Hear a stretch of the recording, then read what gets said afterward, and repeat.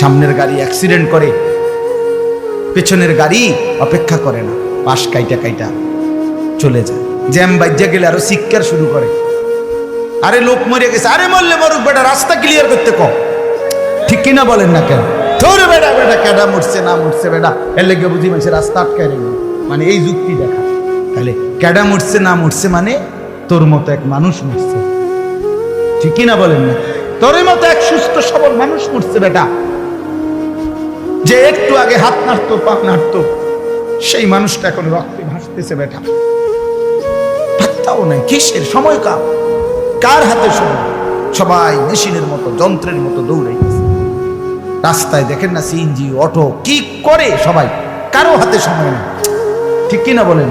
কে কাকে ঠেলিলা যাবে, কারো হাতে সময়, কে কার জন্য থামবে। এই জন্য তুমি নষ্ট হয়ে গেলে বন্ধু, কেউ তোমারে ফিরাবার নাই। তোমার জন্য ভাববে কেউ, ডাকবে কেউ, কাঁদবে কেউ নাই। আরে আপন মা বাপের তো খবর নাই এখন।